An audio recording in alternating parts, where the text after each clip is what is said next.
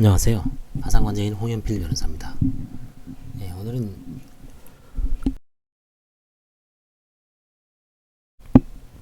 51년생. 이분은 이제 노숙자였습니다. 그래서 변호사 장제덕. 이제 장제덕 변호사님은 법률구조공단을 2019년도에 이제 맡아서 하셨습니다.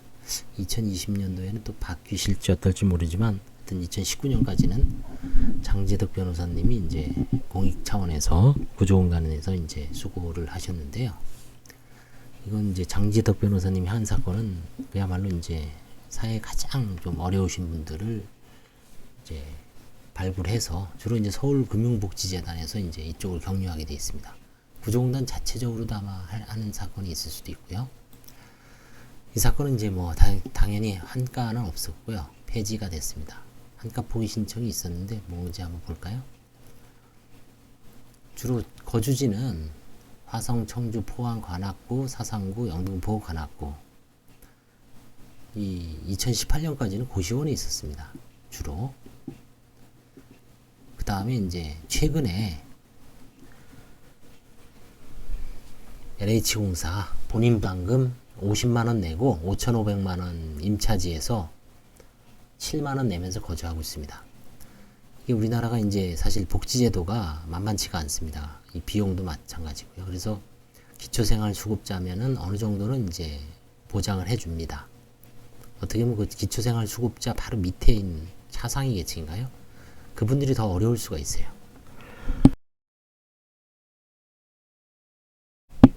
기초생활수급자는 경쟁이 치열하죠. 복지 재원은 한정돼 있고 거기에 이제 혜택을 받으려는 분들은 당연히 많으면 이제 국가에서 선별을 하죠. 그래서 거기도 되게 치열한 것 같습니다. 이분은 특이한 게 이제 목사님이었어요. 79년에서 2012년 사이에 거의 한 30년 정도 목사를 했죠. 근데 그 다음에 이제 뭔가 사연이 있었는데 뭐냐면 이제 어디서 목사로 재직하던 중 지인에게 사기 피해를 당합니다. 채무자 소유 부동산을 담보로 대출을 받아 음식 유통 사업을 하면서 대기업과 연결해 준다는 명목으로 채무자 소유 모든 부동산이 결국은 경매 처분돼 버립니다. 그러니까 이제 이분이 참 목사면은 뭐 상당히 좀 그래도 지도층 아닙니까? 그래서 결국 이제 목사 생활을 관두고 넝마 공동체에서 노숙자 생활을 하면서 한 7, 8년 노숙자 생활을 하다가 이제 최근에 아마 기초생활 수급자로 선정되면서 거기서 이제 여러 가지 교육이라든가 재기 교육을 받고 이제 LH공사 그 임대아파트에 임대주택에 입주하면서 결국 이제 과거에 이 빚을 이제 깨끗이 청산하기 위해서 들어오신 것 같습니다. 당연히 빨리 들어오는 게 낫죠. 이제 뭐 2012년 9월에는 이혼도 했습니다. 협의혼. 그래서 본인이 계시고 본인만 있고 자녀들은 이제 자녀는 있습니다. 아들은 42살, 딸도 있고요. 가정주부고 이제 뭐 청소부로 이제 결국 이제 가족들이 뿔뿔이 흩어졌죠. 별거고. 파산 채권은 1억 6,520입니다. 이제 과거에 남은 채무가 이자가 이제 불어서 이렇게 된 거죠.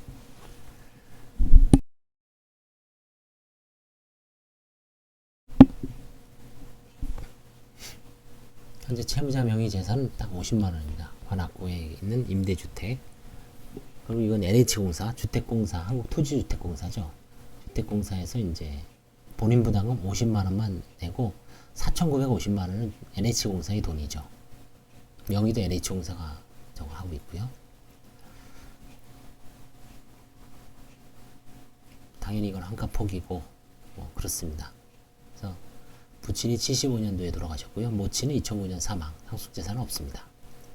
고시원에서 생활하다가 2018년부터 LH공사의 도움으로 현 거주지에 정착하며 노숙생활을 청산하고 재기를 위해 노력 중. 그래서 이제 결국은 과거의 빚을 1억 6,500대는 빚을 청산하기 위해서 서울금융복지재단을 통해서 아마 들어왔을 거예요.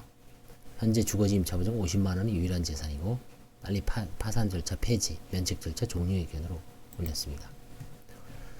이렇듯 이제 사실 엉뚱하게 인생의 방향이 참 누구도 예측을 할 수가 없죠. 이런 분들도 있습니다. 그런 점을 염두에 두시고 본인이 아마 뭐 이런 분보다 더 힘드신 분들도 있을 테고 그래도 내가 이 양반보단 좀 낫다라고 생각하시는 분들도 있겠지만 이제 중요한 거는 이건 지금 파산 아닙니까? 파산 면책. 그래서 파산 면책이라는 거는 좀 객관적인 거죠. 뭐 그 사람이 어떤 처한 그 소득이라든가 그 현재의 소득, 재산만으로 빚을 지속적으로 변제가 불가능할 때 뭐 이자만 낸다 그래도 불가능한 거죠. 사실은 이자만 계속 낸다.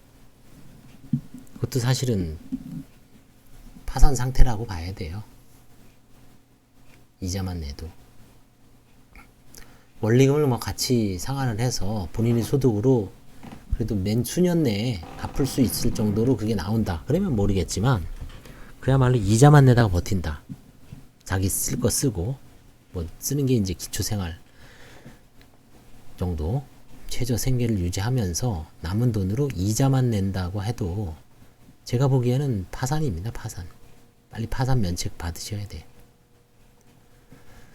그래서 오늘은 그 노숙자 생활을 청산하고 재기를 걷기 위해서 파산 신청한 그 분의 어떤 스토리를 한번 살펴봤습니다. 감사합니다.